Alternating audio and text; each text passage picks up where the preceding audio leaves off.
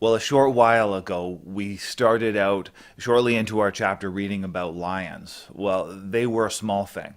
They weren't that big of a danger compared with what we read this week. This week, Christian meets Apollyon. And you might be thinking to yourself, well, who was this Apollyon guy? He seemed very dangerous. Who was he exactly? Well, he was Satan. Christian meets Satan along the way.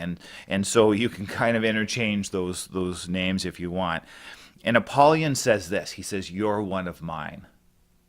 That's a powerful statement, isn't it? Think about that for a moment, the idea of belonging to Satan.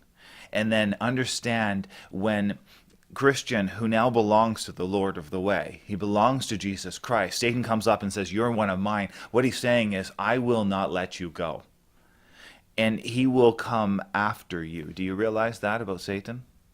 I think it's very telling that Christian doesn't happen upon Satan. It's not one of those things where they're just walking along and they bump into each other. Oh, hey, how's it going? Oh, well, wait a second. I'm Satan. You're a Christian. Okay, let's deal with this.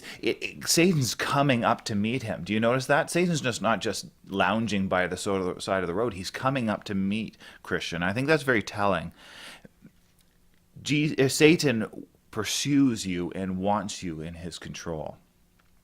And Satan starts doing some things with Christian. He starts to tempt Christian by offering him good things, but this doesn't even seem to faze Christian. And then he tells him this. He tells him it is common for people to run back to Satan after turning to Jesus.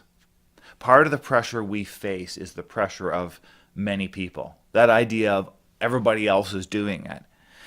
It places on us the pressure of wanting to go with the crowd and not to stand apart. It places the pressure on us to follow. Many people are not willing to stand apart.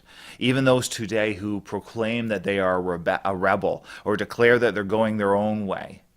You'll often find that they are the first ones to do exactly what the popular crowd is doing.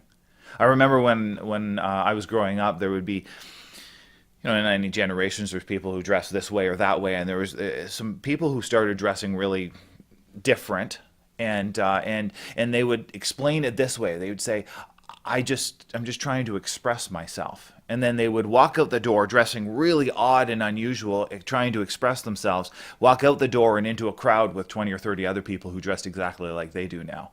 They weren't trying to express themselves. They were trying to fit in. And there is a great pressure on us. Watch your heart when your heart is pulled just to fit in with the crowd. One more thing, though, about this meeting with Apollyon. Apollyon, or Satan, he starts to accuse Christian of all his sin. Now, here's the thing about it. It's interesting. I encourage you just to read through that closely. But Satan doesn't have to make up stuff when he accuses us of our sin. And maybe he does sometimes, but a lot of times he doesn't have to. When this happens in your life, because he is the accuser of the brethren, this can have the effect of making you believe you aren't worthy of Jesus Christ and making you want to walk away. Now, here's an amazing truth. You aren't worthy of God's love and acceptance. He gives it because he is worthy. That's the difference. He gives it because Jesus gives it to you because he is worthy. He gives it to you because he is good. He gives it to you because he is greater. He gives it to you because he is loving. Isn't that far more precious?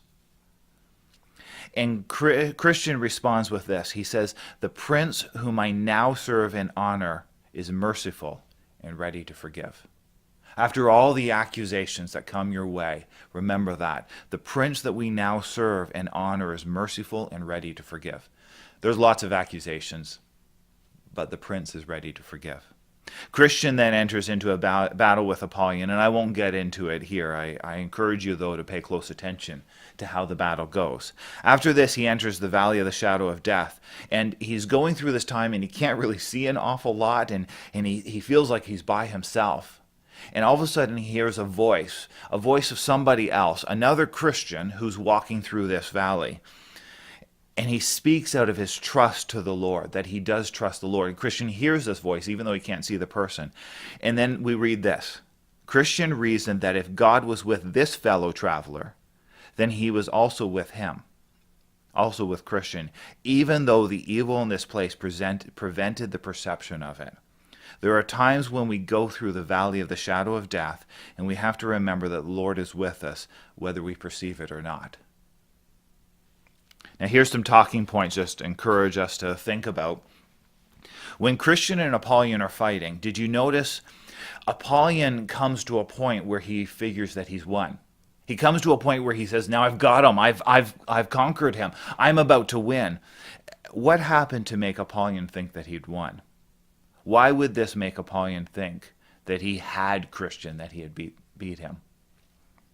Here's another talking point for us. Another thing to consider.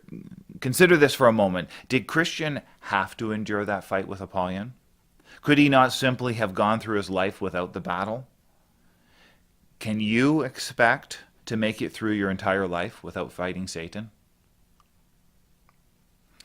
And here's our final one. Notice what Christian says to the two men running from the valley of the shadow of death. How do you think that perspective is helpful and necessary for us as Christians? I encourage you to read back through some of those things and then post on Facebook or talk with somebody else about what you're being challenged with.